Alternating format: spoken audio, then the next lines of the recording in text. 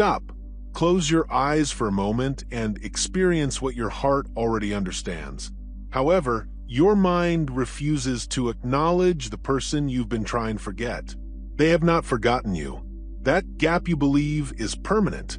It is just transitory. You accept the ending as final. God never called it over while you woke up every morning attempting to convince yourself that it was completed. Heaven is hammering out the specifics of your reunion while you sift through old images late at night, wondering if they still remember you. God is softening their hearts in ways you cannot see. Do you feel it? When you think about their name, you feel a peculiar tightness in your chest, that unexplained sense that something is still alive between you. Even if reasoning claims it perished long ago, it's not an obsession. It is not illusion. It is spiritual recognition. God is telling today that while you believe it's over, I never stopped writing B.O.B. Do you know why this person continues to occupy your thoughts? Why do you still miss them at odd moments when you hear a song, walk by a location, or wake up from a dream in which they were very close? Because God left a spiritual mark on this person, a mark that screams, "This is not over. This was just paused." And as you attempted to go on, telling yourself you had to let go, God was working quietly. He was repairing wounds you didn't even realize you had. He was reducing pride, breaking down resistance, and preparing hearts for a reunion that would go beyond the physical. It will be spiritual, deep, transformative. I never separated you, says the Lord.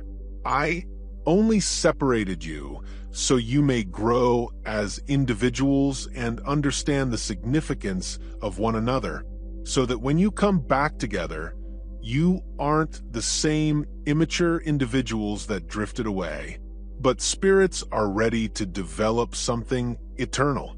Have you noticed how this individual continues to come up in your life in unexpected ways? A incidental remark in a conversation, a sign with their name, or a perfume that makes you think of them. A dream so lifelike that you wake up puzzled, as if they were truly present. These are not coincidences. These are indicators. God is preparing you for this reunion. And if you believe you're alone in your desire, remember this. This person feels the same way. They wake up in the middle of the night, thinking about you. They pull up their phone, compose a message, and then delete it before sending. They look at others and subconsciously compare them to you, but no one compares. They attempt to persuade themselves that they have moved on, but a voice continues to speak deep within their hearts. You lost someone precious, and God is boosting their voice. He is impacting their hearts in ways that cannot be ignored. He is reminding them of every happy moment. You share every laugh, look, every second. When you are truly happy together, I am waking in them. God warns the recollection of what they left behind will consume them, and they will no longer be able to resist it. Would you like to know what is going on in the spiritual realm right now? While you read these words, your heart rushes because something inside you understands the truth being uttered. God is changing situations. He is arranging encounters, preparing situations, eliminating hurdles, and releasing invisible bonds that have held you apart, because what He has connected in spirit cannot be divided in the physical. You know that sensation you've been experiencing recently? That peculiar tranquility that appears out of nowhere, even in the middle of desire, that unmistakable sense that something is going to change. It's the Holy Spirit confirming its arrival. The reunion is closer than you realize. Perhaps you are thinking, but it has been so long. How can this be occurring now? God answers, because this is the appropriate moment, not before or after. If I had brought you together earlier, there would still be wounds to mend, hurts. There would be pride in the way. There would remain unlearned lessons. But now, Now you're both prepared. You are ready to love without fear. They are willing to cherish without taking for granted. You're both prepared to create something that no storm can destroy. Think about Joseph and his brothers. They betrayed him, sold him as a slave. Joseph was unfairly imprisoned, forgotten, left behind. Many years have passed, and Joseph could have felt that family was lost forever. The breakup was permanent, that God had forgotten his promise. But God didn't forget. He was situating Joseph, elevating him, and getting him ready for the exact moment he would be required. And when the famine struck, when circumstances coincided in ways that only God could have planned, the brothers turned to Joseph. And Joseph's reunion did not go as planned when he was young. Not in terms of timing. He would have chosen, but only in God's perfect timing, when everyone was ready for the reconciliation that would transform generations. You planned to hurt me, Joseph informed his brothers, but God intended it for good. Genesis 5,220. And what appeared to be permanent separation was actually divine realignment. You and this individual resembled Joseph and his brothers. The anguish of separation served a purpose. The period of distance shaped both of you. And now, God is ready to transform everything into good. Because when you rejoin, you will not be repeating the same errors. It will be to see God's restoring power. There is something going on in the spiritual level that you need to grasp while you suffer, believing they do not care about you. They are also hurting, attempting not to care about you. It's a fierce spiritual war. They battle against sentiments that grow stronger by the day. They battle the impulse to contact you. They resist the fact that you are unique. However, their war is coming to an end. The resistance is crumbling. Pride is being shattered. And eventually, they will be unable to struggle against what God has put in their hearts. For you, my son and daughter, I am preparing their hearts to love you as you deserve to be loved. I am educating kids to cherish wonderful beings like yours. I'm demonstrating to them that shallow relationships do not satisfy someone who is designed for something more. And as he prepares them, he also prepares you. He is increasing your trust so that when the miracle occurs, you will not be alarmed by its magnitude. He is training you to love unconditionally so that when they are hurt, you will know how to heal. He's instilling in you a spiritual maturity that will be critical to establishing a strong relationship. Because what God has planned for you is not just any relationship. It's a commitment that will last generations. God is revealing something specific. There will be no instances that cause this individual to examine all they have encountered, making them think passionately about you. Dreams that will make people understand you are unique. And in the middle of all this uncertainty, I will speak directly to their hearts. Stop running. Stop resisting. The person you've been avoiding is precisely who I picked for you. Stop wasting time on things that aren't important and focus on who is. But until that time arrives, which is approaching faster than you realize, God has a special request for you. Do not give up. Do not stop praying. Don't stop believing. Because giving up is cutting off the spirit. You will see that I used to work on their hearts. Your prayers are the tools God uses to shape that individual. Your faith is the fuel that He uses to accomplish miracles. Your hope is the conduit by which He moves mountains. So, every time you consider quitting up, realize that God is more interested in this relationship than you are. He has put more into this tale than you have. If this does not work out, He stands to lose more than you. And God never loses a war, never abandons a mission, and never makes promises He cannot keep. He is saying now, I promised you a beautiful love story, and I will keep it. I promise that this individual will be yours, and they will be. I promised it was worth the wait, and it will be. Maybe you're wondering why it takes so long, and God says, because I am creating something eternal, not temporary. I am harmonizing hearts, not just circumstances. I'm forming a relationship that can weather any storm. Have you considered the possibility that this person is going through the same thing as you, that they are resisting the temptation to reach out to you, that they are frightened to open up and get harmed? God is operating on both sides of the equation. He is breaking down resistance, reducing pride, and mending old wounds.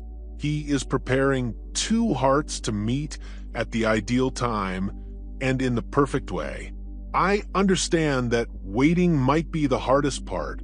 Sometimes you worry whether you're deceiving yourself, if you should simply give up and go on.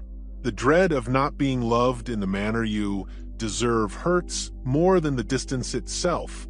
Take a peek when it feels like the proper moment. The most beautiful aspect of all of this is when it eventually happens. You will not be the same folks you met in the beginning. You'll be mature, healed versions prepared by God to create something spectacular together.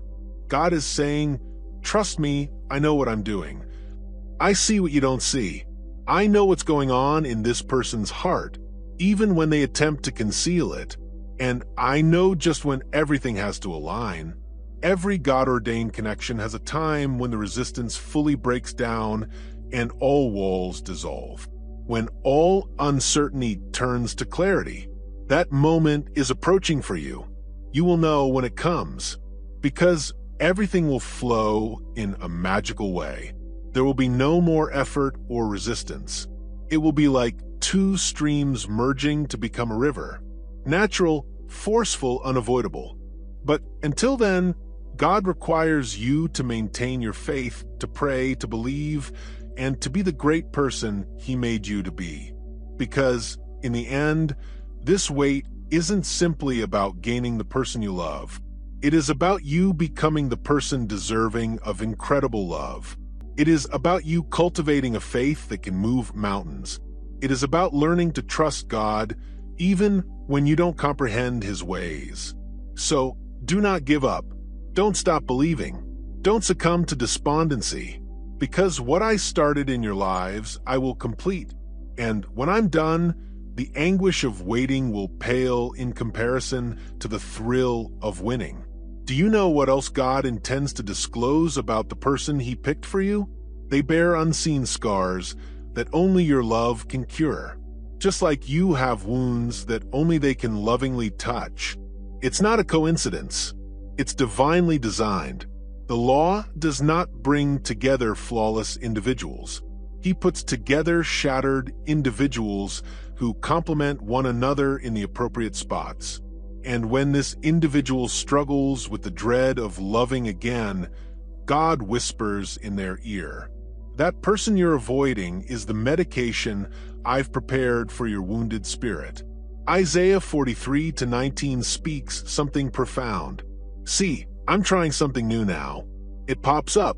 Do you not sense it? God is doing something fresh, and you are experiencing it. It's not a case of imagination. It isn't what masquerading as hope. It's a revelation. The Holy Spirit confirms in your spirit what has already been determined in heaven. Now, as you wait for this moment, God has a special request.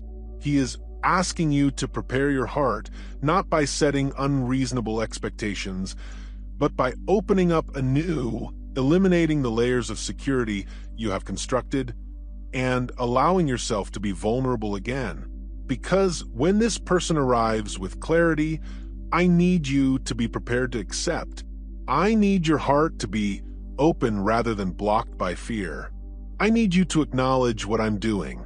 It is difficult to open your heart again after having been shielded for so long.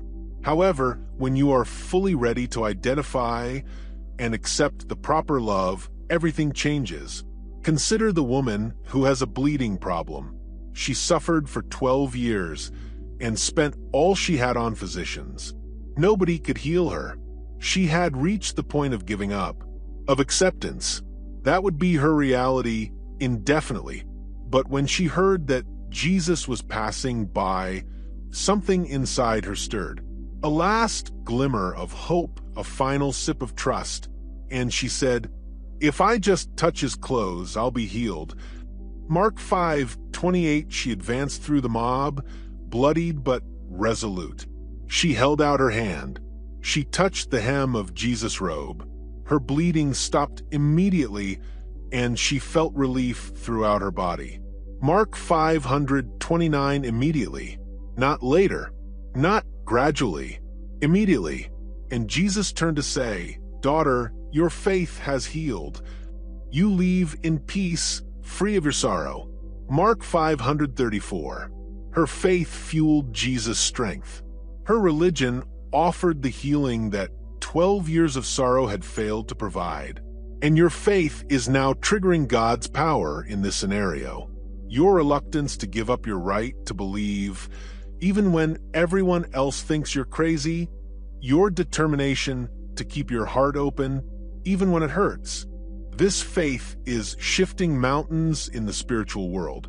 This faith is unlocking doors that once appeared to be permanently closed. This faith is restoring what was gone forever. But there's one critical detail you can't overlook. You'll notice something when this individual eventually opens up and comes to terms with their situation. You will observe that they experienced anguish as a result of the separation, and that they sobbed when no one was looking. Because God doesn't just work on you. He works from both sides. He crushes both hearts to strengthen them. He permits them to miss each other, so both will appreciate the reunion. I was working on them simultaneously with you. I was mending their wounds while also healing yours. I was educating you and them at the same time, and now you are both where I wanted you to be. Here's the prophetic part, the portion you should cherish in your heart. Something particular will happen shortly. It might be an unexpected message. It may be a spontaneous encounter, but you'll sense it was planned. It might be a sudden shift in circumstances that returns you to the same place. I'm lining up the specifics. I am shifting the pieces. I'm setting the ideal situation for this reunion to occur. When it happens, you'll know it's me. There will be no doubts. You won't have to guess. You will simply know.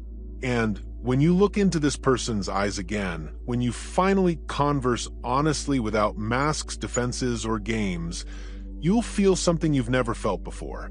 Peace, not the surface peace of being back together, but the profound serenity of knowing that this is right. This comes from God. This is how it should have always been. My thoughts are not the same as your thoughts. Neither are your methods. The Lord proclaims that my ways are as lofty as the skies. So are my methods. My ways are superior to yours, and my thoughts are superior to your thinking. Isaiah 50:5-8-9. You perceive this separation as a loss. God looked and saw gain. You observed squandered time. God peered and saw. I invested time. You looked and saw distance. God saw and saw preparedness. And now you will understand. When you look back, you'll realize that every tear served a purpose, that every night of suffering was shaping you, that every moment of loneliness was teaching you to rely on God first. Because when I eventually bring two individuals together, it isn't two desperate halves attempting to complete one another. I bring together two entire people who have decided to walk together. I bring together two lives that have learned to be full in their own, but also know that working together may increase the kingdom's effect. And the next union is for more than just you. It serves a higher purpose. It is for a mission that you cannot do alone.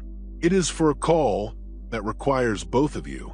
That is why the adversary tried so hard to divide you. That explains why the struggle was so heated. That's why the stillness seemed so horrible.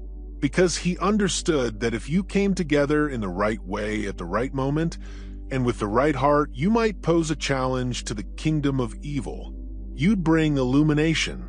Where there is darkness, you will offer hope. Where there is despair, you will be a living testament to God's healing power. So, do not quit up now. Not when you're this near. Not with the finish line in sight. Not when God has already begun to move all of the pieces toward their final alignment. Be still and know that I am God. Psalm 46:210. Stop fighting. Stop attempting to control. Stop using force. Stop attempting to rush. Simply trust. Just relax. Just believe. Because God is working right now. Right now, when you're breathing, reading, and your heart is beating. He's communicating with this individual. He is tearing down the final barriers and eliminating the remaining worries. He is preparing their hearts for the life-changing reunion. And when they finally open up to you and say the things you've been waiting to hear, you'll understand exactly why it had to hurt so much. You will realize why it took so long. You'll realize why God didn't give you what you want when you requested it. Because what He is offering you now is far superior than anything you might have had before. It's deeper, stronger, purer, and more everlasting. And when you're finally together, when the promise is fulfilled, when the heavenly decree emerges in the natural world, you gaze at each other and say it was all worth it. Each cry was worth it. Each day of waiting was worthwhile. Every moment of doubt we overcome through faith was worthwhile. Blessed is she who has faith that the Lord would keep His promises to her. Luke 1:45, it is time for fulfillment. It is time to face reality. It is time for manifestation. What God decided in the invisible is going to be revealed. What Jesus promised in the spiritual is going to be fulfilled in the natural. What He affirmed in your heart is about to be confirmed in your reality. And you don't have to go through this metamorphosis alone. Lift your head. Wipe away those tears. Draw a deep breath. Because the reunion is approaching. The clarity is coming. The restoration is approaching. And when it arrives, it will not be lukewarm. It will not be midway. It will not be confused. It'll be evident. It will be strong. It'll be decisive. The Lord has done this, and it is magnificent in our sight. Psalm 118-23. Don't give up on this individual, because God hasn't. He'll finish what He started right now. Not tomorrow. Not someday. Now, ready your heart. The reunion is closer than you realize. If this material has impacted your path and you feel it deserves to reach more people, you can help this channel in a very easy way. Simply click the thanks button below the video to make a donation. Any gift, no matter how modest, will help to keep this area alive. Even if you can't right now, your presence here is already a tremendous blessing. We are grateful to have you here.